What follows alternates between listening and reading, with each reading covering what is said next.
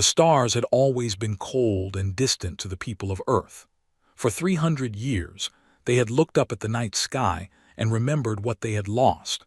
They remembered the great ship that had carried 10,000 of their best and into the unknown. They remembered the hope that had filled their hearts when the Prometheus had launched into the darkness between stars, and they remembered the silence that had followed.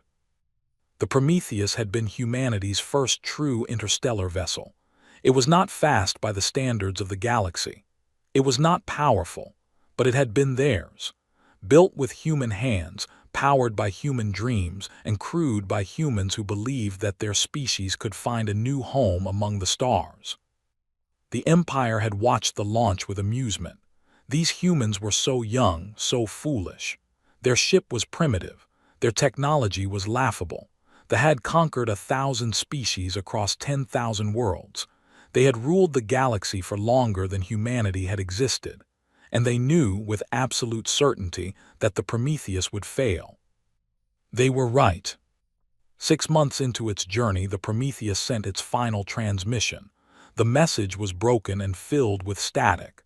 The crew reported strange readings. Space itself seemed to be bending around them. Something was pulling them toward a point that their instruments could not identify. And then there was nothing. The transmission ended. The ship vanished from every sensor in the galaxy. Earth mourned. The Empire used the tragedy as proof of what they had always said. Humans were inferior. Humans were weak. Humans needed the protection and guidance of their betters.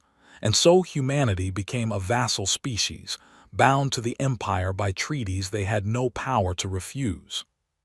300 years passed. Earth changed. Humanity changed, but they never forgot the Prometheus.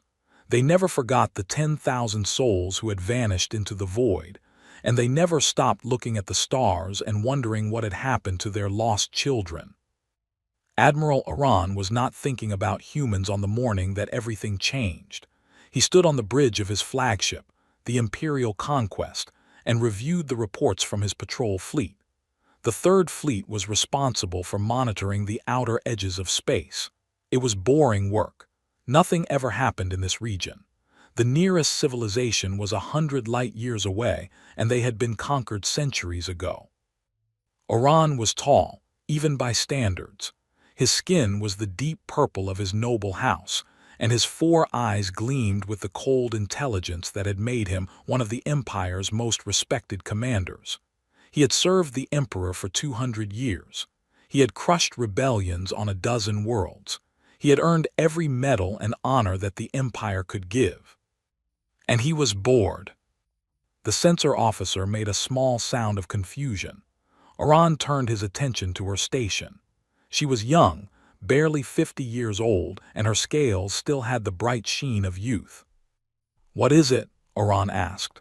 His voice was deep and carried the weight of centuries of command.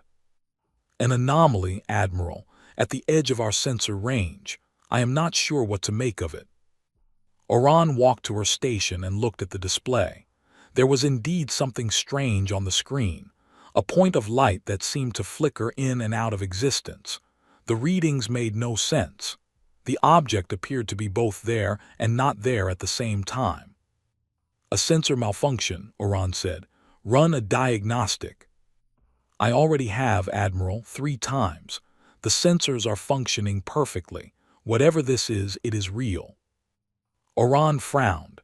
In 200 years of service, he had seen many strange things, but he had never seen anything like this. The anomaly seemed to be growing, or perhaps it was getting closer. It was hard to tell. "Send a probe," he ordered. The probe launched and sped toward the anomaly. The bridge crew watched in silence as it crossed the vast distance of space. Minutes passed. The probe drew closer and closer to the strange point of light. And then the probe simply stopped transmitting. "What happened?" Iran demanded.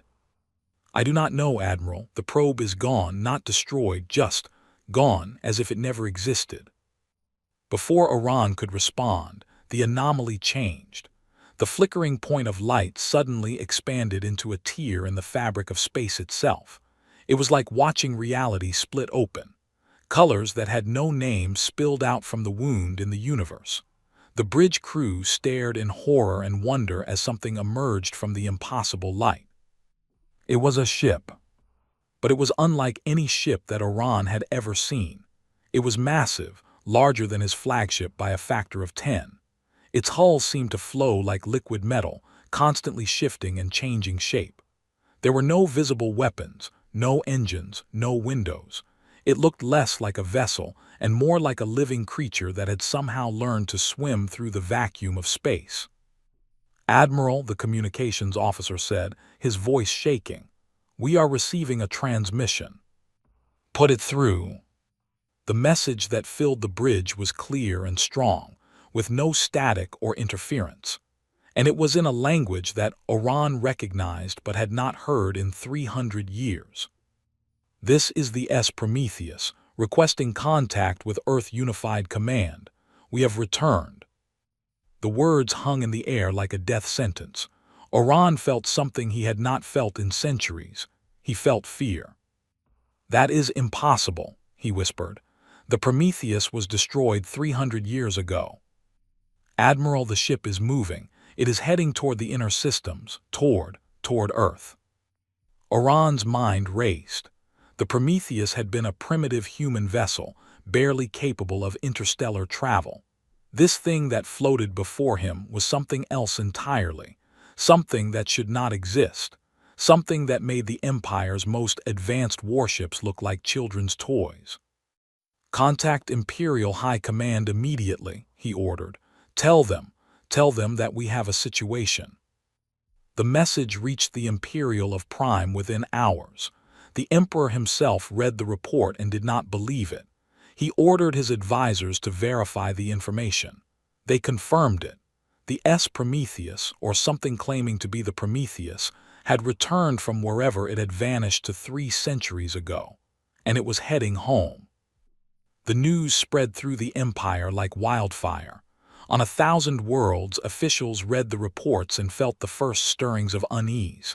The humans had always been a subject race, useful for labor and entertainment, but nothing more. They were weak. They were primitive. They were no threat to anyone. But this ship was not weak. This ship was not primitive, and they had no idea what it could do. On Earth, the news arrived in a different way. The human government, such as it was, received the transmission directly from the Prometheus. For the first time in 300 years, they heard from the ship that they had given up for lost, the ship that had carried their ancestors' hopes into the darkness, the ship that had become a symbol of everything humanity had lost. Prime Minister Helena stood in her office and listened to the message again and again. She was old by human standards, nearly 90 years old, and she had spent her entire life under the shadow of rule. She had fought for every small freedom that humanity still possessed.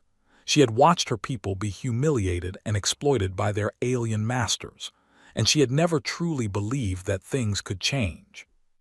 Now she was not so sure. "What do we know about this ship?" she asked her advisors. "Nothing, Prime Minister. Our sensors cannot penetrate its hull. We do not know how it moves, how it is powered, or how it survived for 300 years. We do not even know if there are still humans aboard." "There are humans aboard," said. "I can feel it. Our people have come home." They did not share her sentiment. Within hours of the Prometheus's appearance, the Imperial Third Fleet moved to intercept it. 50 warships, each one capable of destroying a planet, formed a wall between the strange vessel and its destination. Admiral Oran commanded the fleet personally. He had orders directly from the Emperor. Stop the ship, discover its secrets, and if necessary, destroy it. The Prometheus did not slow down. It continued its steady journey toward Earth, apparently unconcerned by the massive fleet that blocked its path. Oran watched it approach and felt his unease grow. In all his years of service, he had never seen a ship behave this way. Every vessel he had ever encountered had either fled from the Imperial fleet or tried to fight it. This ship did neither. It simply continued on its course, as if the 50 warships before it were nothing more than empty space. "Open a channel," Oran ordered. "Tell them to stop and prepare to be boarded." The message was sent. There was no response.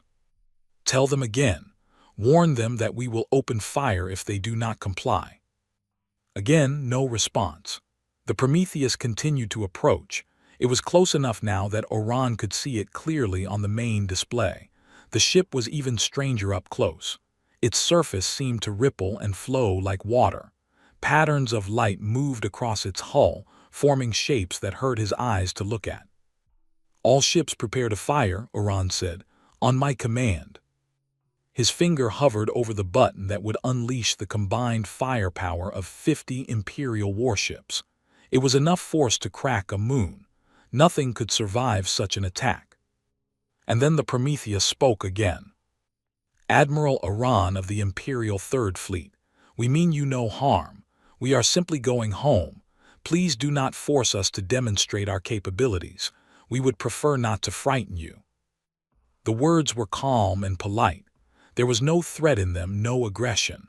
And yet Oran felt a chill run down his spine.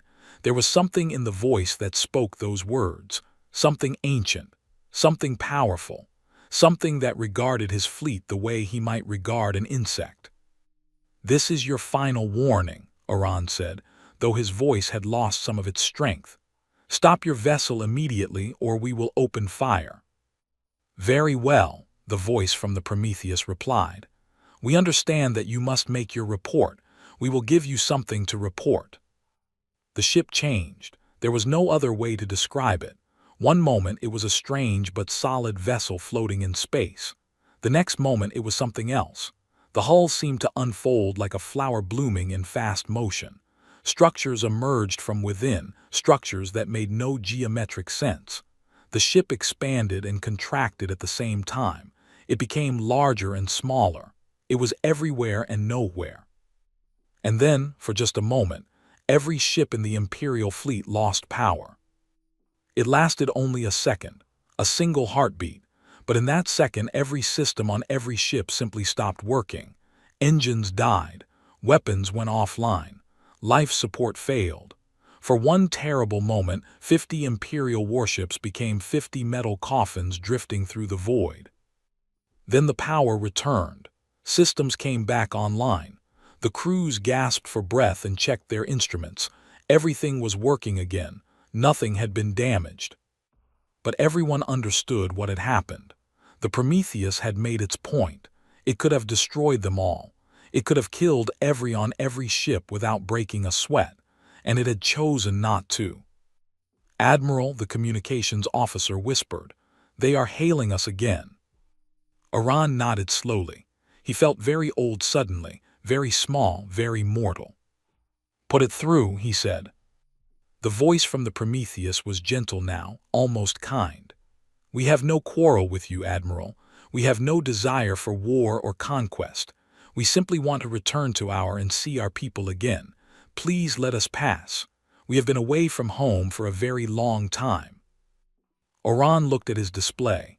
His ships were intact. His crews were alive. The Prometheus had shown mercy when it could have shown destruction.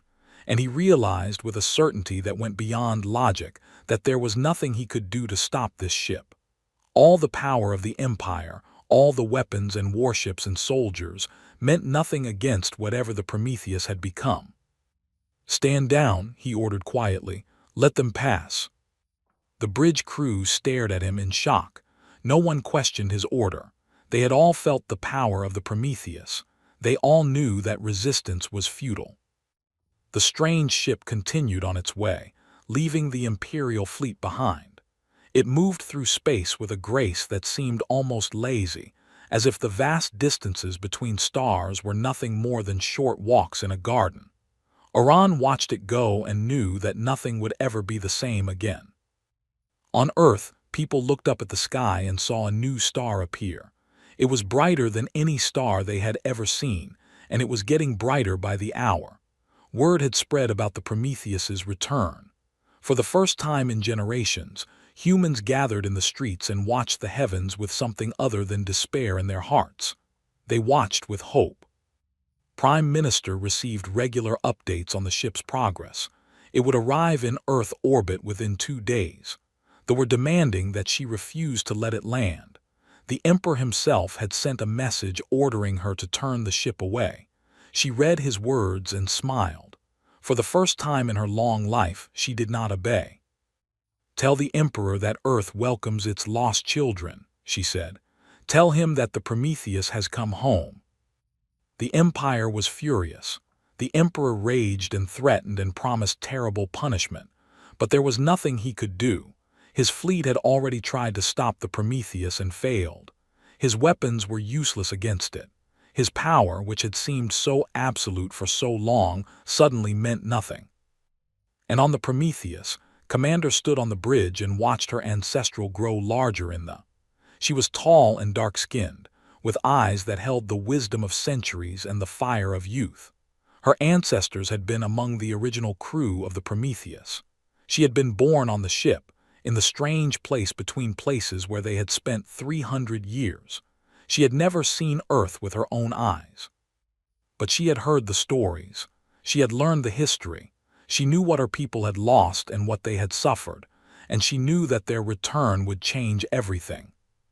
"Commander," her first officer said, "we are receiving transmissions from Earth. They are welcoming us home." Smiled. It was a warm smile, but there was something else in it, something that they would learn to fear. "Send a response," she said. "Tell them that we have missed them. Tell them that we have much to share. Tell them that the long night is over." She turned to look at her crew, the descendants of those who had left Earth so long ago. They had changed during their time away. They had learned things that the galaxy could not imagine.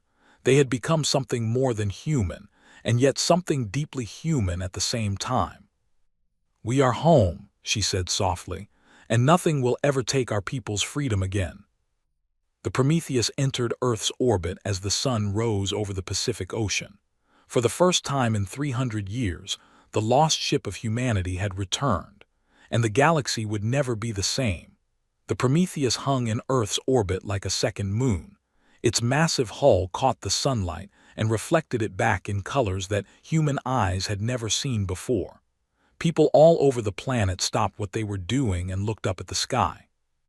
They watched the strange ship that had brought their lost brothers and sisters home, and they felt something stirring in their hearts, something that had been sleeping for a very long time. Commander stood in the observation chamber of the Prometheus and looked down at the blue and green world below. She had seen pictures of Earth. She had studied its history and geography and cultures, but nothing had prepared her for the reality of it. The planet was beautiful beyond words. It was alive in a way that filled her with wonder and joy. "So this is where we came from," she whispered. Her first officer, a man named, stood beside her. Like he had been born on the Prometheus. Like her, he had never set foot on Earth, but he carried the memories of his ancestors within him, passed down through generations in stories and songs and dreams. "It is smaller than I imagined," said, "but somehow that makes it more precious." "We will protect it," said, "we will protect them all." The Empire had not been idle during the Prometheus's journey to Earth. Messages flew between the Imperial and every corner of the galaxy. Emergency meetings were held, strategies were debated, and finally, a decision was made. The Emperor would meet with the humans personally. It was an unprecedented move. The Emperor of the had not met with a subject species in over 1,000 years. To do so would suggest that the humans were equals, which they most certainly were not. But the situation required exceptional measures. The Prometheus had demonstrated power that the Empire could not explain or match. The Emperor needed to understand what he was dealing with. The Imperial summons arrived on the Prometheus within hours of the ship entering Earth orbit. The Emperor demanded that the commanders of the vessel present themselves at the of Prime. They would explain where they had been, how they had acquired their technology, and surrender all knowledge to the Empire. Failure to comply would result in severe consequences for Earth and all humanity. Read the message and laughed. It was a genuine laugh, warm and musical, with no anger or bitterness in it. The Emperor's threats were so small, so limited. He had no idea what he was dealing with. Shall we ignore it? Asked. No, said. We shall accept. It is time for them to understand what humanity has become. The news that the Prometheus would travel to Prime caused panic in the imperial government. They had expected the humans to refuse. They had hoped that the threat of punishment would force them to reveal their secrets from a distance. Now they had to actually host these strange humans on their most sacred world. The emperor ordered his best scientists, his most skilled diplomats, and his most powerful warriors to prepare for the meeting. Every advantage the empire possessed would be on display. The humans would be overwhelmed by the might and majesty of they would understand their place in the galaxy. The Prometheus arrived at Prime 3 days later. The journey should have taken weeks using conventional technology. The ship covered the distance as if it were nothing at all. One moment it was orbiting Earth, and the next it was floating in the space above the Imperial. Prime was an impressive world. They had spent shaping it into a monument to their power. Massive cities covered every continent. Orbital stations circled the planet like rings around a gas giant. Warships beyond count patrolled the space around it, their weapons always ready, their crews always vigilant. And yet, when the Prometheus appeared, all of that power seemed suddenly small. The ship did not request permission to enter orbit. It did not respond to the hundreds of challenges sent by the defense fleet. It simply moved to the position it wanted and stopped there, hanging in space like a silent judgment. On the surface of Prime, Emperor watched the ship through the great window of his throne room. He was ancient by any standard, over 2,000 years old, kept alive by technologies that most species could not imagine. His purple skin had faded to a pale violet with age, and his 4 eyes were clouded and dim. But his mind was still sharp, still cruel, still hungry for power. "Bring them to me," he commanded. His servants hesitated. How did one bring beings who could do what the humans had done? How did one command those who could disable an entire fleet with a thought? "Your Majesty," his chief advisor said carefully, "perhaps we should request that they come to us, rather than attempting to bring them." The emperor glared at his advisor, but he understood the wisdom in the words. Pride was less important than survival. "Very well, invite them. Make it clear that we expect their immediate presence." The invitation was sent. This time the Prometheus responded. "We will be there shortly." There was no shuttle. There was no transport beam. There was no warning at all. One moment the emperor's throne room was filled only with his guards and advisors. The next moment 5 humans stood in the center of the chamber. They had simply appeared, as if the distance between the ship and the surface of the planet meant nothing, as if walls and shields and guards were transparent to them. The guards raised their weapons. The advisors fell back in terror, but the emperor forced himself to remain calm. He was a ruler of 10,000 worlds. He would not show fear to these humans. Stepped forward. She wore a simple outfit of white and silver, with no decorations or weapons visible. Her dark skin seemed to glow with an inner light, and her eyes were wrong. They were human eyes, but they held depths that should not exist. Looking into them was like looking into the space between stars. "Your Majesty," said. Her voice was polite and respectful. "Thank you for your invitation. We are honored to meet the ruler of such a vast empire." The emperor studied her for a long moment. He had lived for 2,000 years.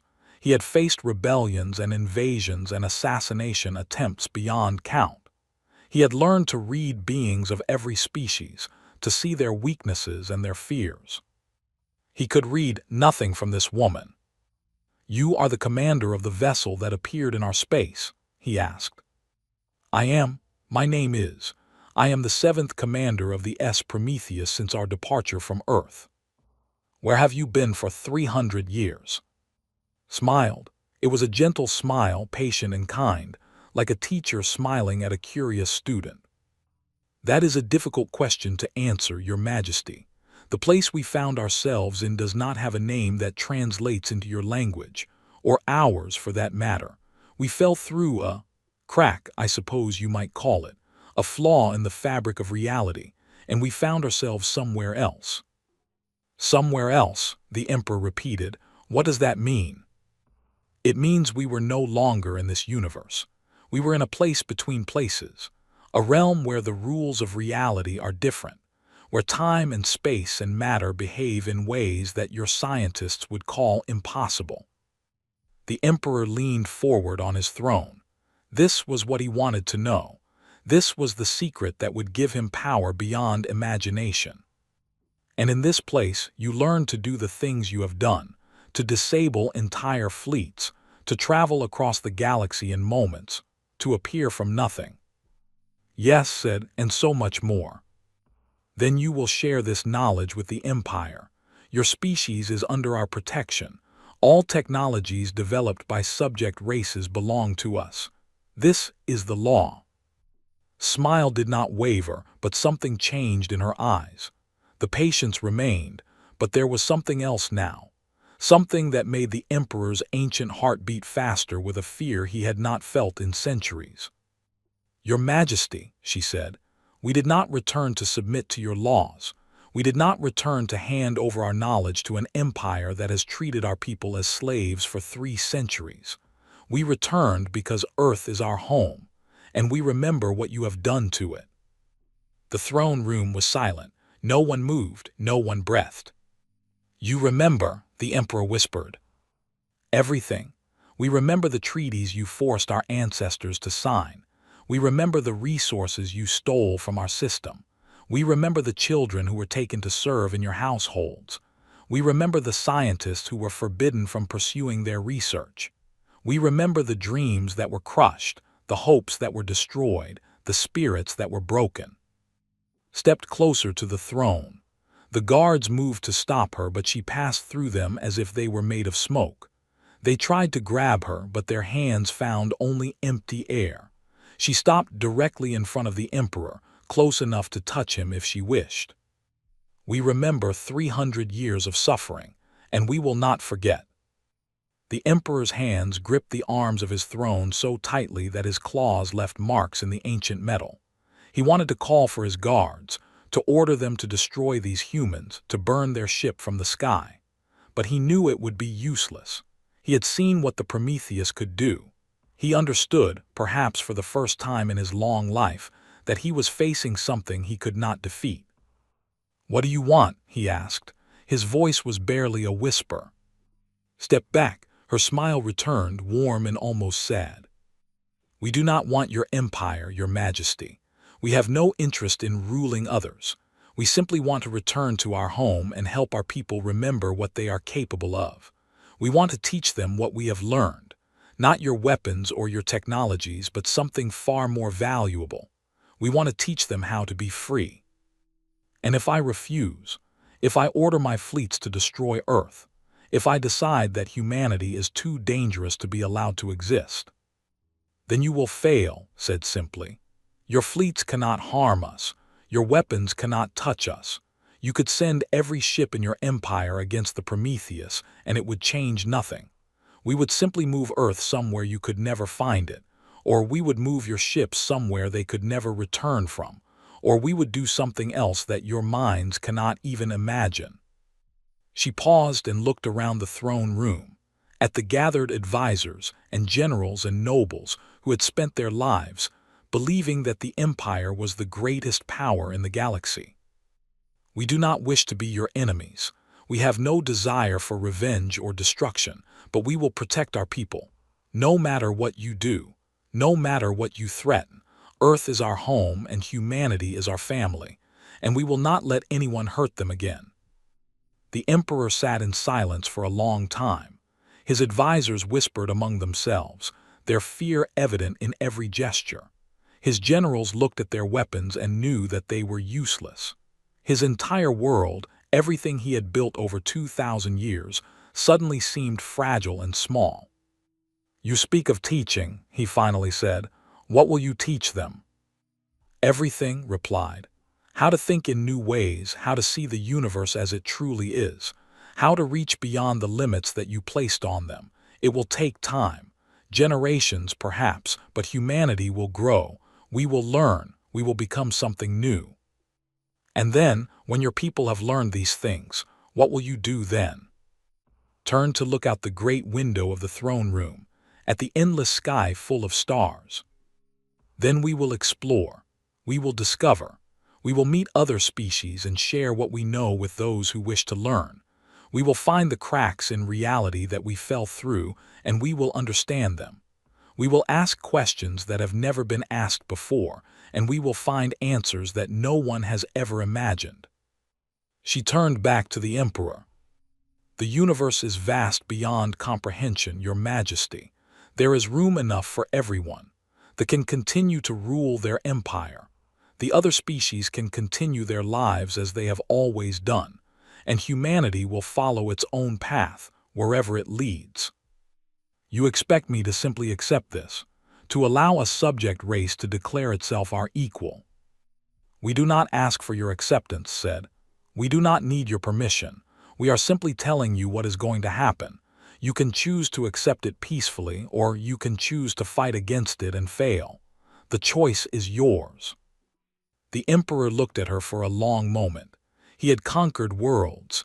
He had crushed rebellions. He had ruled with absolute power for 2,000 years. And now, for the first time, he was being told that his power meant nothing. He could rage against it. He could send his fleets and his armies and his weapons against these humans. He could burn and destroy and kill. And it would change nothing. Leave, he said quietly. Return to your world, do what you will. We will not interfere. Bowed her head slightly. Thank you, Your Majesty. I hope that someday, when the anger and fear have faded, we can meet again as friends rather than as master and subject. I doubt that day will ever come. Perhaps not, but hope is a very human thing. We have learned never to let go of it. She turned to her companions, the 4 other members of the Prometheus crew who had stood silently throughout the meeting. They all smiled at her, their eyes holding the same strange depths as hers. Let us go home, she said. And just like that, they were gone. The throne room was empty except for the humans had vanished as completely as they had appeared, leaving nothing behind but the memory of their words and the weight of their promises. The emperor sat on his throne for a long time after they left. His advisors spoke to him, but he did not hear their words. His generals made plans for defense and attack, but he knew they were meaningless. His empire, which had seemed eternal and invincible, had suddenly become just one small piece of a much larger puzzle. Far away, the Prometheus turned toward Earth. On its bridge, stood with her crew and watched the stars stream past. Do you think he will keep his word? Asked. For now, said, fear is a powerful motivator, but eventually he will try something. They always do. And when he does, smiled, then we will remind him why he should not. But until then, we have work to do. Our people are waiting for us. They have forgotten so much over the past 300 years. They have forgotten how to dream. They have forgotten how to hope. They have forgotten what they are capable of. She looked at the small blue dot that was growing larger in the planet that her ancestors had called home. It is time to help them remember. The Prometheus entered Earth's orbit once more, and the work of awakening humanity began. The shuttle descended through Earth's atmosphere like a falling star. People in cities across the globe stopped and stared as the bright light streaked across the sky. They knew what it was. They had been waiting for it. For the first time in 300 years, humans from the Prometheus were coming down to walk on their ancestral soil. Commander watched through the shuttle's window as the ground rose up to meet them. She saw oceans and mountains and forests. She saw cities that stretched from horizon to horizon, their lights glittering even in the daylight. She saw the scars, too, the places where factories had been built to feed the empire's hunger for resources, the areas where forests had been cleared and rivers had been drained, the wounds that 3 centuries of exploitation had left on the planet. It is different from the pictures, she said softly. Sat beside her, his face pressed against his own window. The pictures were from before, before the empire came. "We will heal it," said. "We will heal all of it." The shuttle landed in a field outside the city of New Geneva, which served as humanity's capital under rule. Thousands of people had gathered there, pressing against the barriers that had been set up to keep them back. Soldiers stood guard, their faces nervous, their weapons ready. No one knew what to expect from these returned travelers. No one knew if they were still truly human. Was the first to step out of the shuttle. She stood at the top of the ramp and looked out at the sea of faces before her. So many people, so many of her people, who had never seen the stars except as distant lights in the sky, who had been told their entire lives that humanity was weak, that humanity was inferior, that humanity needed the protection of their alien masters. She took a deep breath. The air smelled different here.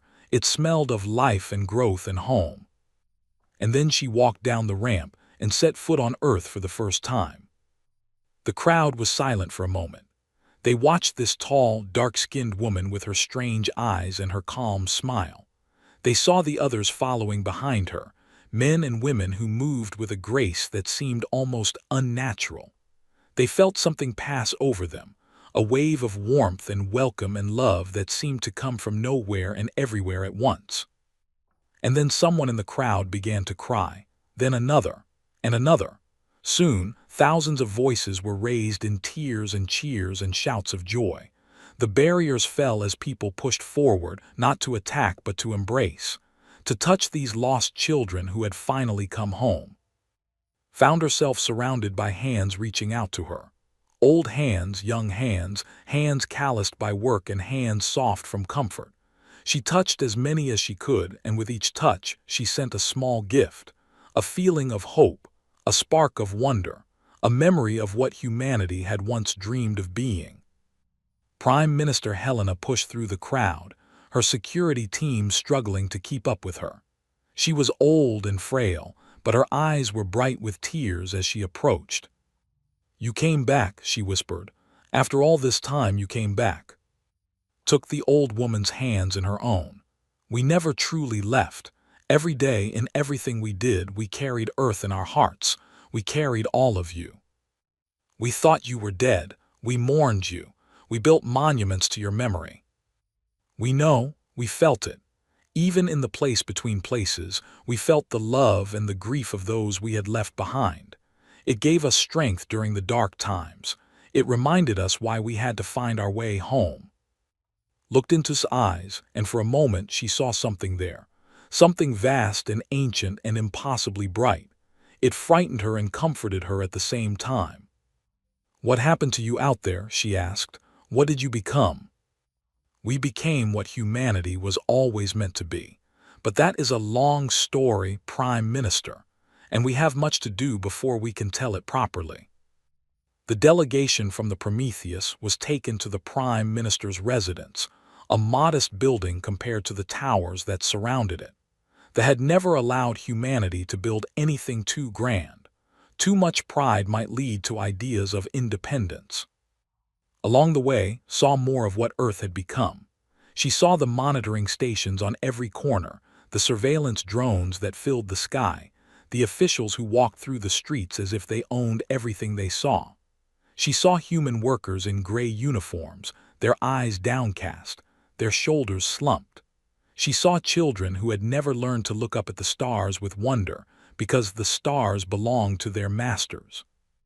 The weight of it pressed down on her heart. 300 years, 300 years of this, 300 years of her people being taught that they were nothing. Commander said quietly, "Your hands." Looked down. Her hands were glowing faintly, a soft silver light that pulsed with her heartbeat. It was a sign of strong emotion, a side effect of the changes they had. She took a deep breath and forced herself to calm down. The light faded. "I am fine," she said. "It is just difficult to see." "I know, but we cannot let our anger control us. We came here to help, not to make things worse." "You are right, of course, but it is hard, so hard." At the residence, they met with Prime Minister and her advisors. There were also observers in the room, as there always were when the human government discussed anything important. They watched the Prometheus delegation with suspicious eyes, taking notes and sending reports to their superiors. Ignored them, they were not important. "Prime Minister," she said, "we have come to help our people, not with weapons or armies but with something far more valuable. We have come to share knowledge." "What kind of knowledge?" one of the advisors asked nervously. "The Empire forbids us from developing advanced technology if we violate those laws." "We are not talking about technology," said. "Not in the way you understand it. The things we learned in our time away are not machines or devices or weapons. They are ideas, ways of thinking, ways of seeing the universe that open doors your masters never knew existed." The observer leaned forward. "What you describe sounds like sedition. If you attempt to share forbidden knowledge with the human population, the Empire will be forced to respond." Turned to look at the observer. He was a young, barely a century old, full of confidence and authority. He had no idea what he was dealing with. "Tell your masters that we will share what we wish, with whom we wish, whenever we wish. If the Empire objects, they are welcome to discuss it with me personally. I believe the Emperor already knows how such discussions tend to end." The observer's confidence wavered. He had read the reports from Prime. He knew what had happened when the Emperor himself had tried to command these humans. He fell silent and looked away. Prime Minister smiled. It had been a long time since she had seen anyone stand up to the like that. "What do you need from us?" she asked. "Your trust," said, "and time. What we have to teach cannot be learned in a day or a week or even a year. It took us generations to understand what we discovered in the place between places, but we can begin to plant the seeds. We can start to show your people that there is more to reality than what they have been taught. And when they try to stop you, they will fail. We will not allow them to interfere with our work, but we will also not provoke them unnecessarily. We are not here to start a war. We are here to help humanity remember what it means to be free." The days that followed were unlike anything Earth had seen in 3 centuries. Members of the Prometheus crew spread out across the planet, visiting cities and towns and villages. They did not give speeches or hold rallies. They simply talked to people, ordinary people, workers and teachers and farmers and children. They sat with them, shared meals with them, listened to their stories. And in those quiet conversations, they planted seeds. To a young girl who dreamed of becoming a scientist, they spoke of the wonders that lay beyond the known universe. They told her of dimensions where mathematics was alive, where equations danced and sang and told stories that no human had ever heard. They showed her, just for a moment, a glimpse of what her mind could become if she learned to think in new ways. To an old man who had given up hope long ago, they spoke of patience and persistence. They told him stories of the original Prometheus crew, of how they had survived for years in a place that made no sense, clinging to their humanity against impossible odds. They reminded him that the human spirit could endure anything, if it chose to. To a factory worker who had never been allowed to question his place in the world, they spoke of potential. They showed him that his mind was not a machine designed to perform simple tasks, but an incredible instrument capable of understanding the deepest truths of existence. They taught him one small lesson, just one, and watched his eyes light up with wonder. Everywhere they went, they left behind a spark, a small flame of curiosity and hope that began to spread from person to person. They observed and reported and worried, but they could not stop what was happening. The Prometheus crew were not breaking any laws.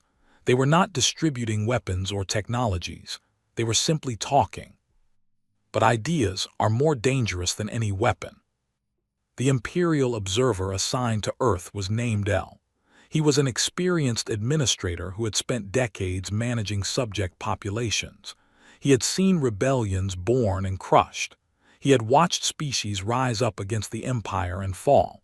He knew all the signs of trouble. And he was deeply afraid.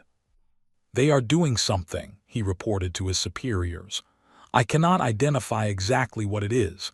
They speak in riddles and metaphors. They discuss philosophy and mathematics and art, nothing that our regulations specifically forbid. But wherever they go, the humans change. They become different. Different how? His superior demanded. They start to question things. They look at the sky with new eyes. They speak of possibilities that should be beyond their understanding. It is as if the Prometheus crew are awakening something that has been sleeping in the human species. Can you arrest them? Find some violation, some excuse to stop them. I have tried. They have broken no laws, and when our soldiers approach them, El hesitated. The soldiers become confused. They forget their orders. They walk away with strange expressions on their faces as if they have seen something that changed them. This is unacceptable. The Emperor has ordered that the humans be monitored closely. If they are spreading forbidden knowledge, they must be stopped. How every attempt we have made has failed. The Prometheus itself still orbits Earth. Our sensors cannot penetrate it. Our weapons cannot reach it. And the crew are something we have never encountered before. They are human, but they are also something else. Something we do not understand. The silence on the other end of the communication was long and heavy. Continue to observe, his superior finally said. Report everything. The Emperor will decide what action to take. Knew they were being watched. She felt the eyes on her wherever she went.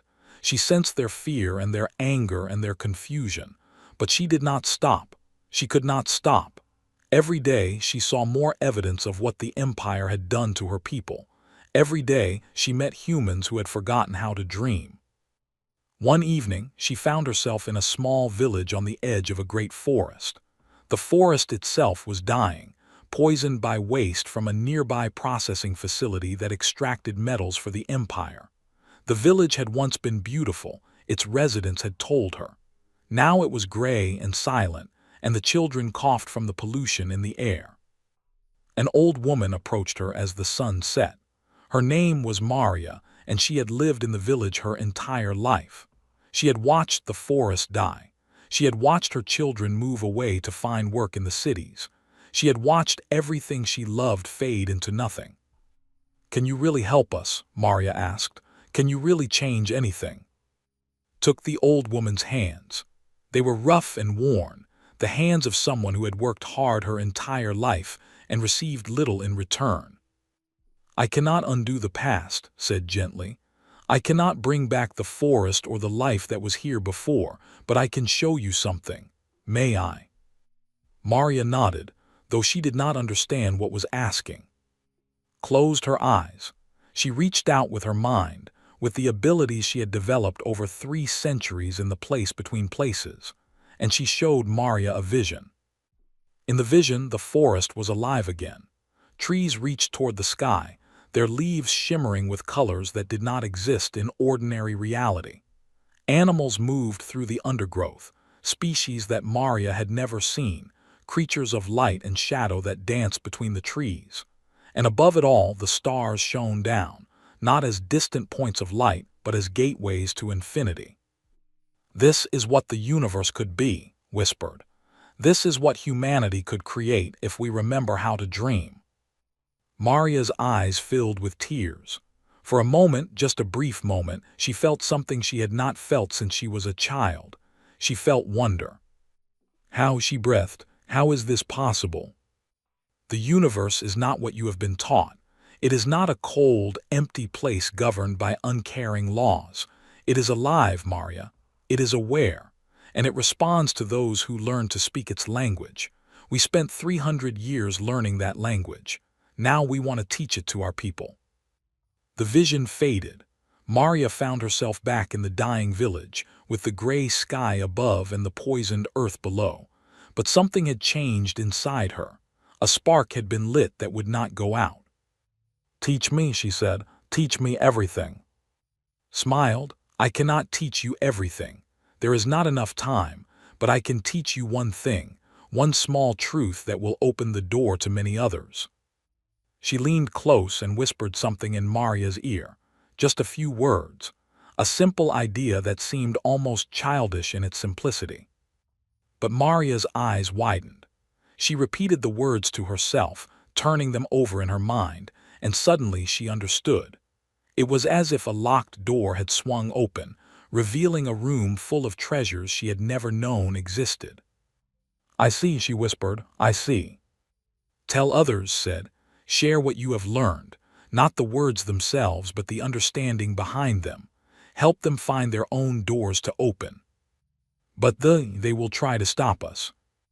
Let them try. Ideas cannot be killed. Once a truth is known, it cannot be unknown. The spark we are planting will spread from person to person, village to village, city to city. It will take time, but eventually it will light a fire that no empire can extinguish." Maria looked at with new eyes. She saw the woman from the stars not as a savior or a conqueror, but as something else. A gardener, perhaps, someone who planted seeds and trusted them to grow. "Thank you," Maria said. "Thank you for coming home." "Thank the universe," replied. "It was the universe that brought us back. We are only its messengers." High above Earth, the Prometheus watched and waited. On its bridge, monitored reports from crew members across the planet. Everywhere, the same thing was happening. Humans were beginning to wake up. They were beginning to remember. The process was slow, but it was real. "They are increasing their surveillance," he reported. "They know something is happening, they just do not know what." Nodded. She had just returned from the village, and the memory of Maria's shining eyes still warmed her heart. "Let them watch," she said. "Let them report. Let them worry. By the time they understand what we are doing, it will be too late to stop it. And if they try something desperate, if they attack Earth directly—" "They will not. They fear us too much. And even if they did, we would protect our people, whatever it takes." Smiled. "You sound very confident." "I am. We spent 300 years in a place that should have destroyed us. We survived. We grew. We became something new. They have ruled for 2,000 years because no one has ever challenged them. They do not know how to deal with something they cannot conquer or control." She looked out at the stars, at the infinite blackness filled with infinite possibilities. "Humanity is waking up, and when we finally open our eyes, the universe will never be the same." Below them, on a small blue planet that had been a prison for 300 years, the seeds of change took root and began to grow. The Emperor's patience had reached its limit. 6 months had passed since the Prometheus returned to Earth. 6 months of reports that made no sense. 6 months of watching humanity slowly transform into something the Empire could not understand. 6 months of fear growing in the hearts of those who had ruled the galaxy for 2,000 years. Emperor summoned his high council to the throne room of Prime. The most powerful beings in the Empire gathered before him, their faces grave, their minds troubled. Something had to be done about the humans, something decisive. "The situation is no longer acceptable," the Emperor declared. His voice was stronger than it had been during his last meeting with the humans. Time and anger had restored some of his fire. "These returned humans have been spreading their influence across Earth for half a year. Our observers report that the population is changing. They are becoming rebellious. They are beginning to question our authority." "Perhaps a show of force," suggested Admiral Iran, who had been recalled from the outer territories to advise the council. "A fleet demonstration to remind them of our power." "And if they disable our fleet again, as they did before?" asked the Minister of Internal Security. "The entire galaxy would see our humiliation." "Then we do not send a fleet," said another voice. "It belonged to Grand Scientist, the head of the Empire's research divisions. We have spent these past months studying every scrap of information about the Prometheus. I believe I have found a weakness." The Emperor leaned forward. "Speak." Stepped into the center of the chamber. He was old, nearly as old as the Emperor himself, and his scales had faded to a pale gray. But his mind was still sharp, still hungry for knowledge. The Prometheus crew have demonstrated remarkable abilities. They can appear and disappear at will. They can disable technology with a thought. They can plant ideas in the minds of others. But in all of this, they have shown one consistent behavior. They do not kill. They do not destroy. They demonstrate their power, but they always hold back. "You think this is a weakness?" the Admiral asked skeptically. "I think it is a choice, and choices can be exploited. If the humans from the Prometheus refuse to cause harm, then we can push them to a point where they must either abandon that principle or allow us to act against them. We can force them to reveal the limits of their power." "How?" the Emperor demanded. "We do not attack the Prometheus. We attack Earth itself, not with warships that can be disabled, but with something more subtle, something that will force the humans to make an impossible choice." The plan took 2 weeks to prepare. They moved quietly, secretly, using their most trusted agents and their most advanced technology. They did not send a fleet. They did not make threats. They simply put into place a series of devices hidden across Earth, devices designed to do one thing when activated. They would destroy all life on the planet. The devices were biological in nature, designed to release a plague that would spread faster than any cure could be developed. They had used such weapons before, against species that refused to submit. It was a final solution, reserved for the most stubborn problems. The humans would have a choice: surrender the Prometheus and all of its secrets, or watch their die. Since the threat before they made their announcement, she was sitting in the garden of a small house in South America, teaching a group of children to see the mathematics that lay hidden in the patterns of flowers, when a cold feeling washed over her. It was like a shadow passing across her heart, blocking out the warmth of the sun. She stood suddenly, her eyes distant. "Something is wrong," she said. The children looked at her with confusion. They had grown used to her strange ways, her moments of distance when she seemed to be listening to voices they could not hear.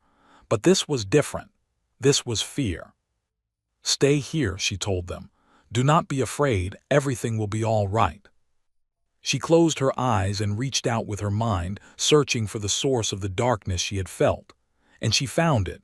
Not one source, but hundreds, thousands, points of death scattered across the planet, waiting to be awakened. "No," she whispered, "they would not dare." But they had. The announcement came an hour later, broadcast on every channel in every language. "People of Earth, this is a message from your protectors, the Empire. We have discovered evidence that the crew of the Prometheus have been engaging in acts of sedition against imperial authority. This cannot be tolerated. We offer the following terms. The Prometheus and all of its crew will surrender themselves to imperial custody within 24 hours.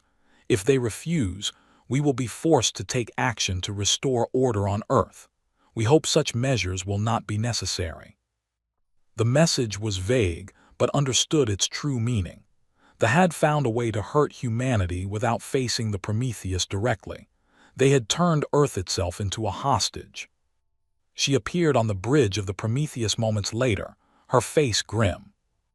"They have done something terrible," she said too. "There are weapons hidden all over the planet, biological weapons. If we do not surrender, they will kill everyone." His face went pale. "Can we find the devices, destroy them?" "There are too many, thousands of them, and they are designed to activate if tampered with. Even if we found them all, we could not disable them safely. They have been clever." "Then what do? We cannot surrender. If they take the Prometheus, they will have access to everything we learned. They will become unstoppable." Was silent for a long moment. She looked out at Earth, the blue and green jewel that her people called home. Millions of lives hung in the balance. Everything they had worked for over the past 6 months, all the seeds they had planted, all the hope they had kindled, could be wiped out in an instant. "Call the crew," she finally said. "All of them, we need to talk." Within an hour, every member of the Prometheus crew had gathered in the ship's central chamber. There were 347 of them in total. the descendants of the original 10,000 who had left Earth 3 centuries ago. They had been born in the place between places, shaped by experiences that no other humans could understand. They were family in a way that went beyond blood. Told them about the threat. She explained the choice that faced them: surrender and save Earth, or refuse and watch their people die. "There is another option," said an older woman named Sarah. She had been one of the original crew, kept alive by the strange nature of the realm they had inhabited. "We could demonstrate the full extent of our abilities. We could remove them from Earth permanently." "You mean kill them?" another crew member asked. "I mean whatever is necessary. They have threatened to murder every human being on the planet. Why should we show them mercy?" There were murmurs of agreement from some. The anger was understandable. They had shown themselves willing to commit genocide. Why should the Prometheus hold back? But shook her head. "We spent 300 years in a place that could have driven us mad. We survived because we chose to remain human. We chose compassion over cruelty, understanding over fear. If we start killing now, even in self-defense, we become no different from those we oppose." "Then what do you suggest?" Sarah asked. "We cannot surrender, we cannot fight. What is left?" Smiled. It was a strange smile, calm and confident, as if she already knew the answer. "We show them what they are dealing with, not by destroying their fleet or killing their soldiers, by demonstrating a truth that their minds cannot accept, by showing them that their entire understanding of the universe is wrong." The crew looked at her with confusion. "I have been thinking about this for a long time," continued. "They are ancient. Their empire has lasted for 2,000 years. They believe they understand power because they have conquered so many worlds, but they think in 3 dimensions. They see the universe as a place of matter and energy, cause and effect. They do not understand that reality itself can be shaped by those who know how." "What are you proposing?" "I am proposing that we give them a demonstration, not of our weapons but of our perspective. We will show them something so far beyond their understanding that they will have no choice but to accept that they cannot defeat us. And then we will offer them a choice of their own." The plan took shape over the next few hours. The crew of the Prometheus worked together, combining their abilities in ways they had never attempted before. What they were about to do would require all of them, every mind and heart working in perfect harmony. As the deadline approached, the fleet gathered around Earth. 47 warships, the same number that had first confronted the Prometheus, formed a ring around the planet. Admiral Iran commanded from his flagship, watching the strange ship that hung in orbit like a challenge to everything he believed. "They have not responded to our demands," his communications officer reported. "The deadline is in 1 hour. "Begin the final countdown," the admiral ordered. "If they do not surrender, activate the devices." "Admiral, are we certain about this? If we release the plague, every human on the planet will die." Iran's 4 eyes narrowed. They brought this upon themselves. The empire must maintain order. The empire must be obeyed. The minutes ticked away. On the surface of Earth, people looked up at the sky and prayed. They did not know the details of the threat, but they sensed that something terrible was about to happen. They hoped that the strange beings from the Prometheus could save them. They hoped that somehow everything would be all right. On the Prometheus stood at the center of the chamber, surrounded by her crew. They had joined hands, forming a circle that pulsed with gentle light. Their eyes were closed, their minds linked in a unity that no ordinary human could understand. "It is time," said. And the universe shifted. The fleet was the first to notice. One moment, their ships were floating in the familiar darkness of space, surrounded by the familiar light of familiar stars. The next moment, everything was different. The stars were wrong, not just in different positions, but wrong in fundamental ways. They burned in colors that should not exist. They pulsed with rhythms that made no sense. And between them, in the darkness that was no longer empty, things moved. vast shapes that seemed to be made of light and shadow and thought itself, drifting through the void like whales through an ocean. "What is happening?" Admiral Iran demanded. "Where are we?" No one could answer. Their instruments showed nothing useful. Their sensors reported readings that were impossible. The laws of physics that governed the universe seemed to have been replaced by something else entirely. "You are still exactly where you were," his voice said. It came from everywhere at once, gentle and calm. "You have not moved. We have simply shown you what is truly there. The universe you thought you knew is only a shadow, Admiral, a tiny fragment of a reality that extends far beyond your understanding." "This is a trick," the Admiral growled. "Some kind of illusion." "Is it? Look at your hands, Admiral. Look at yourself." Oran looked down. His hands were dissolving, not painfully but softly, gently. He could see through them, see the patterns of energy that made up his physical form. He could see deeper than that too, to the thoughts and memories and fears that made him who he was. He could see all the way down to the fundamental mathematics that underlied his very existence. "What are you doing to me?" he whispered. "Nothing. We are simply showing you the truth. You are not solid, Admiral. You are a pattern, a very complex, very beautiful pattern written in the language of the universe. Everything is. Every star, every planet, every living being, and patterns can be rewritten." The Admiral watched in horror as his hands reformed, becoming solid once more. But he knew now that the solidity was an illusion. He knew that he was nothing but information, nothing but data in an infinite cosmic equation. "Why are you showing me this?" he asked. "Because you need to understand something. We could rewrite your pattern right now. We could erase you from existence with a thought. We could do the same to your fleet, your empire, your entire species. We have that power. We gained it in the place between places, where we learned that reality itself is just another kind of story."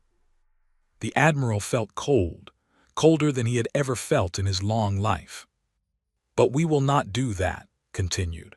"Not because we cannot, but because we choose not to.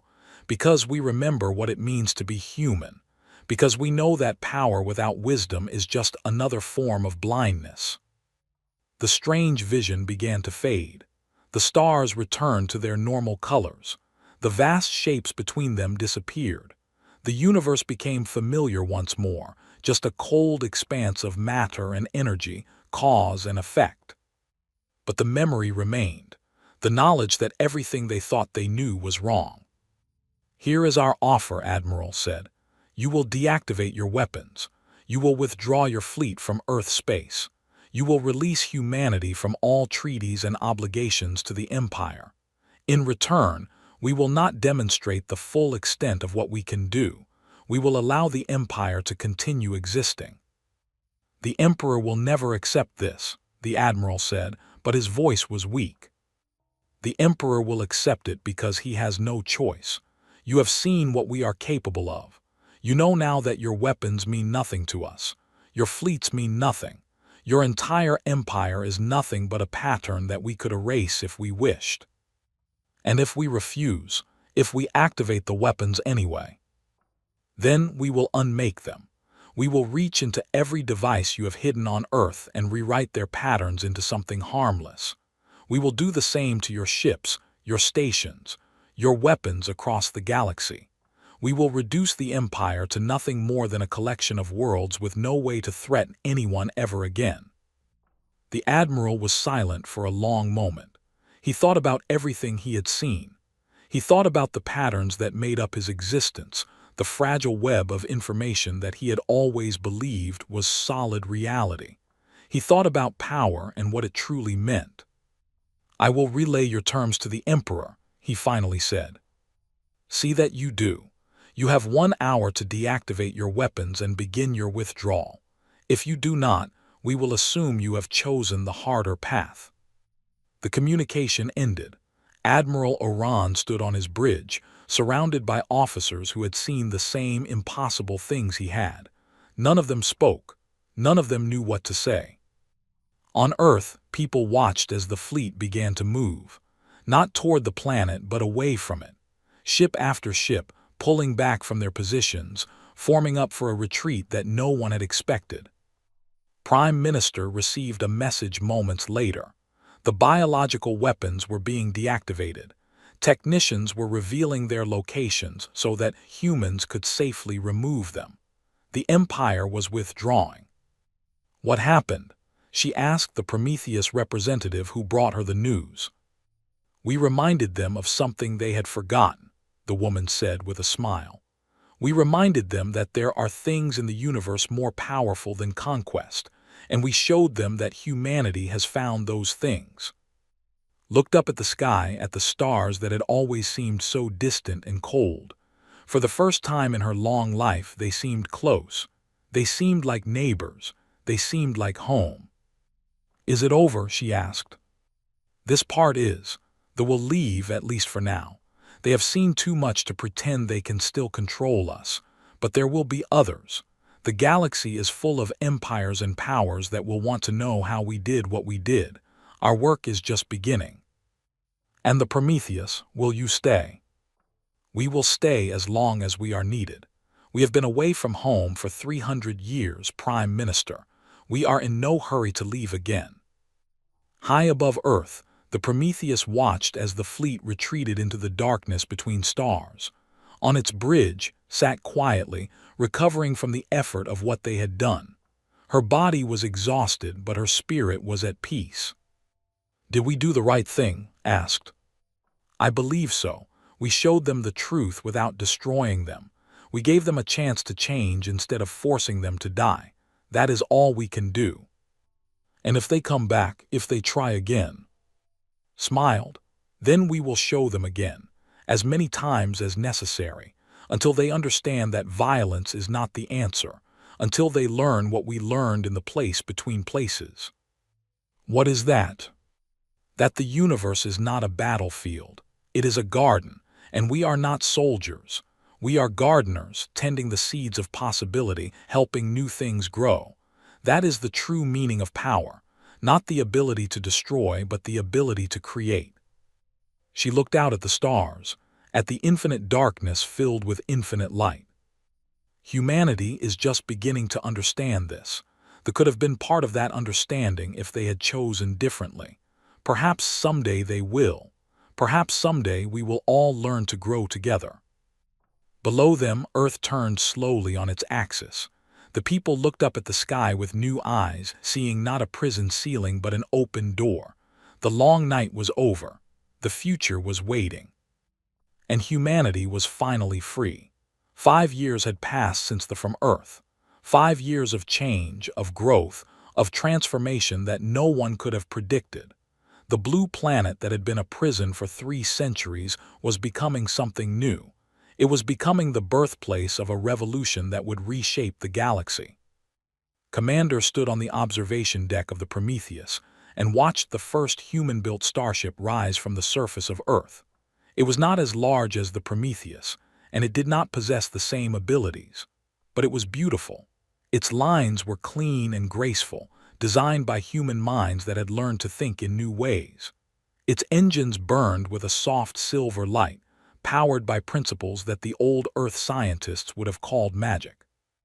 The Dawn of Hope, said, reading the ship's name from the display. A fitting title for our people's first step into the galaxy. There will be many more, said. This is only the beginning. Below them, celebrations were erupting across the planet. People filled the streets of every city, their faces turned toward the sky, watching their dreams take flight. Children who had been taught to see themselves as inferior looked up at the ship and knew that they could do anything. Old people who had given up hope long ago felt tears streaming down their faces as they witnessed what humanity could achieve. Prime Minister Helena had passed away 2 years earlier, but she had lived long enough to see the first changes take hold. She had watched as human scientists, guided by the Prometheus crew, began to develop technologies that did not exist anywhere else in the galaxy. She had seen schools transformed into places of wonder, where children learned not just facts and figures, but entirely new ways of understanding reality. She had felt the spirit of humanity awakening from its long sleep. Her last words had been simple: "We are free now, stay free." The new prime minister, a young woman named, had taken those words to heart. Under her leadership, Earth had begun to reach outward. Diplomatic missions were sent to other species in the region, not as subjects of the but as equals. Trade agreements were negotiated. Alliances were formed. The word spread across the galaxy that humanity was no longer what it had been. The Empire watched from a distance, uncertain and afraid. The Emperor had not forgotten what the Prometheus had shown him. The vision of reality dissolving into patterns, of everything he believed being revealed as illusion, haunted his dreams. He had ordered his scientists to study what the humans were doing to try to understand their power. But the more they learned, the less they understood. "It is not technology," Grand Scientist reported in frustration. "It is not even science as we know it. They have found a way to interact with the fundamental structure of reality itself. Our physics cannot explain what they are doing. Our mathematics breaks down when we try to model it." "Then how do we defend against it?" the Emperor demanded. "We do not. We cannot. They are operating on a level that is beyond our reach. If they decided to destroy us, there is nothing we could do to stop them."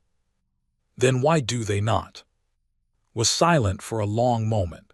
He had spent 5 years studying the humans, watching their progress, trying to understand their philosophy. And slowly, reluctantly, he had begun to believe that they meant what they said. "Because they truly do not want to," he finally said. "They have power that we cannot imagine, and they choose not to use it for conquest. They choose to teach instead. They choose to help instead of hurt. It is a kind of wisdom that we have never encountered before." The Emperor did not respond. He sat on his throne and thought about power and what it meant. For 2,000 years, he had believed that power was the ability to destroy. They had conquered the galaxy through strength and fear.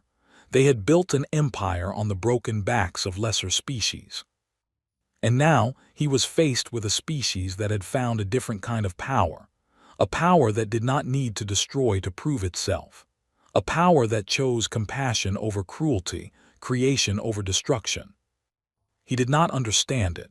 He was not sure he ever would. But for the first time in his long life, he wondered if there might be another way.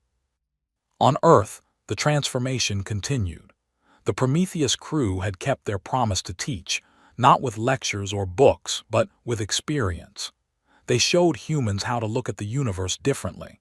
They guided them through mental exercises that opened doors to new ways of thinking. They shared the insights they had gained during their 300 years in the place between places. It was not easy. Many humans struggled with the concepts. Their minds had been shaped by centuries of limitation, taught to think in small terms, to accept boundaries that did not really exist.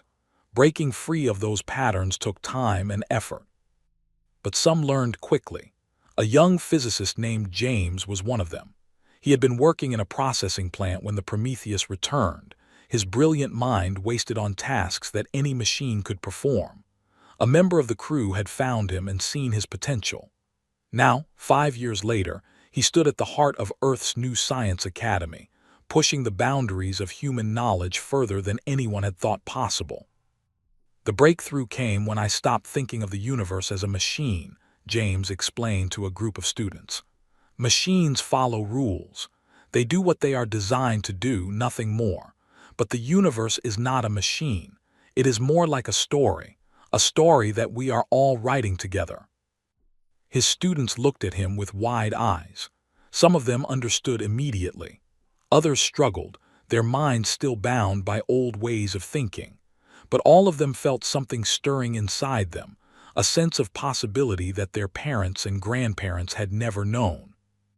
Visited the academy often. She walked among the students, answering questions, offering guidance, planting seeds of understanding wherever she went. It filled her with joy to see how far humanity had come in such a short time. The species that had been crushed under rule for 3 centuries was rising, stronger and brighter than it had ever been before. "Do you ever regret it?" asked her one evening as they walked through the academy gardens. "Returning, I mean. We could have stayed in the place between places forever. We could have continued to explore and learn and grow. Instead, we came back to this small world with its small problems." Smiled. "These problems are not small. They are the most important problems in the universe. How do you teach a sleeping species to wake up? How do you help beings who have been taught they are worthless to see their own value? These are the questions that matter. But we could have done so much more out there. We could have explored the infinite reaches of reality, discovered truths that no being has ever known. And what would be the point? Knowledge that is not shared is meaningless.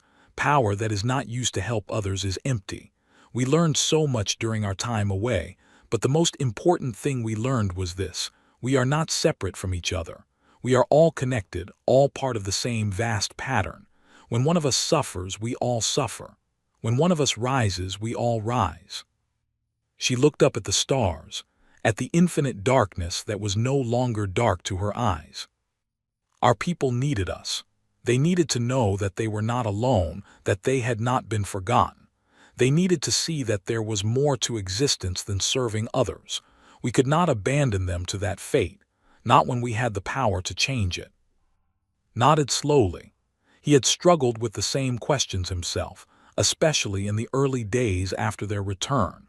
But watching humanity transform over the past 5 years had convinced him that they had made the right choice. "The dawn of hope is beautiful," he said, changing the subject. "Human engineers designed it, but I can see our influence in its lines. They are learning faster than we expected. In another generation, they may surpass what we can teach them. They will find their own paths, discover their own truths. That is how it should be." "And what will we do then, when they no longer need us?" Considered the question. It was something she had thought about often. The crew of the Prometheus had spent 300 years away from home. They had become something more than human, connected to the fabric of reality in ways that ordinary people could not yet imagine. They belonged to Earth, but they also belonged to the universe. They were bridges between what humanity was and what it could become. "We will continue to explore," she said finally. "The place between places is not the only realm beyond ordinary reality. There are others, infinite others. We will seek them out, learn what they have to teach, and bring that knowledge back to share." An endless journey. Yes, but not a lonely one. We will always have each other.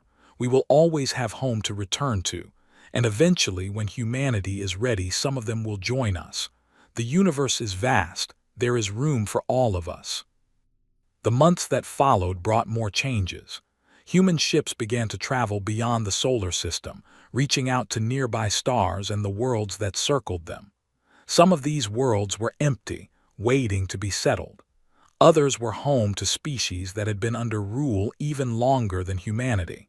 To these species, the human visitors brought hope. There were one such race. They had been conquered by the over 5,000 years ago, their civilization destroyed, their people scattered across a dozen colony worlds where they served as laborers and servants.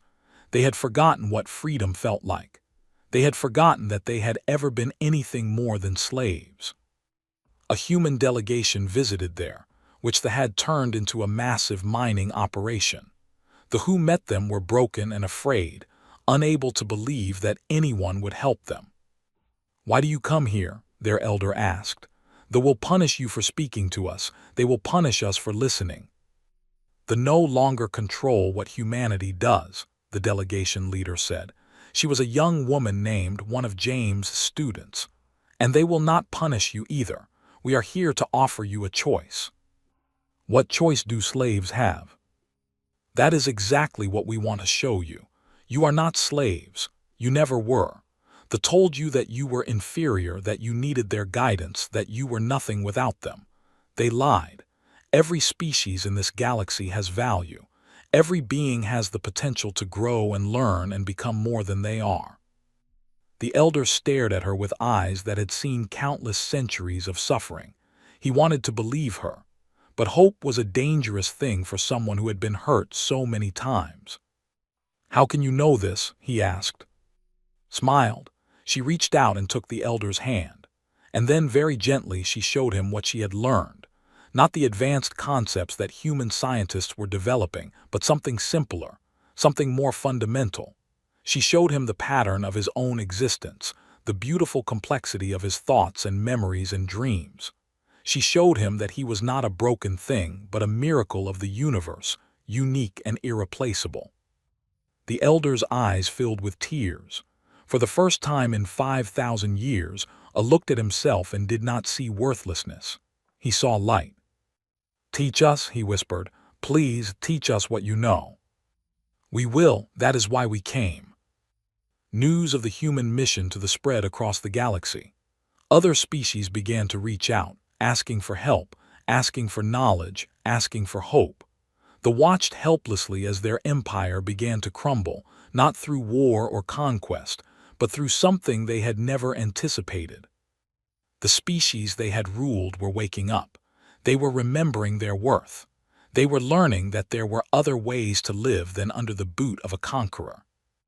Emperor summoned his council one final time. He was older now, weaker. The fear that had haunted him since the Prometheus demonstrated its power had taken its toll. He no longer had the strength or the will to fight. "The empire is falling," he said, "not to weapons or armies but to ideas. The humans have spread their philosophy to every corner of the galaxy. Our subjects no longer fear us. They no longer believe they need us. What do we do?" His advisors were silent. They had no answers. Everything they had built over 2,000 years was crumbling, and there was nothing they could do to stop it. "Perhaps," Grand Scientist said slowly, "it is time to consider a different path." "What do you mean?" "The humans do not seek to destroy us. They never have. They offer knowledge to any who wish to learn, even their former enemies. Perhaps it is time for them to learn as well." The Emperor stared at him. The suggestion was unthinkable. They were the masters of the galaxy, not students. They did not learn from lesser species. But were humans lesser? After everything he had seen, after the vision that still haunted his dreams, could he really believe that? "You suggest that we humble ourselves before those we once ruled." "I suggest that we survive. The empire as we knew it is over. We can fight against the inevitable and be destroyed, or we can adapt and become something new. The humans say that all beings have the potential to grow, perhaps even The Emperor was silent for a long time. He thought about power and what it truly meant. He thought about the patterns that made up his existence, the fragile web of information that could be rewritten by those with the knowledge. He thought about 2,000 years of conquest and domination, and the empty throne it had left him sitting on. "Contact the humans," he finally said. Tell them we wish to talk." On Earth received the message with a mixture of surprise and hope. She had not expected them to reach out, not so soon. But she had always believed that even the most stubborn minds could change, given enough time. "They want to meet," she told. "They want to learn." "Can we trust them?" "We can give them a chance. That is all anyone can ask for. The path they choose to walk is up to them." She looked out at the sky, at the stars that were no longer distant points of light but doorways to infinity. Humanity was spreading across the galaxy, sharing what they had learned, helping others remember their worth. They were learning to dream again. They were considering a new path. Everything was changing. "Do you remember what we felt when we first fell into the place between places?" she asked. "The fear, the confusion, the sense that everything we knew was wrong." "I remember. We thought it was the end. We thought we were lost forever. But it was not the end. It was the beginning. The beginning of a journey that would transform us and bring us back home stronger than we ever imagined." She smiled, and in her eyes could see the same light that had guided them through 300 years of wonder and discovery. "This is another beginning, not just for humanity but for everyone, for every species in the galaxy. We are all waking up. We are all starting to remember what we truly are. And what is that? Turn to look at him. This man who had been her friend and companion for centuries, who had shared every moment of their incredible journey. We are the universe becoming aware of itself. We are patterns of light and thought written in the language of existence. We are infinite potential waiting to be realized. And most importantly, we are not alone. We never have been. She reached out and took his hand. The place between places taught us that everything is connected. Every star, every planet, every being in every corner of reality. We are all part of the same vast story, and the story is just beginning. Far below them, on the surface of Earth, a young girl looked up at the night sky. She saw the stars shining down on her, and for the first time in her life, she felt that they were welcoming her. She felt that they were calling to her, inviting her to come and explore, to learn and grow and become more than she had ever dreamed. She smiled and made a wish that would carry her to the stars, to the place between places, to the infinite wonders that waited beyond the edge of everything she knew. And somewhere in the darkness between the stars, the universe smiled back. The long night was over, humanity was awake, and the future was waiting, bright and beautiful and full of endless possibility. This was not the end of the story. It was only the beginning.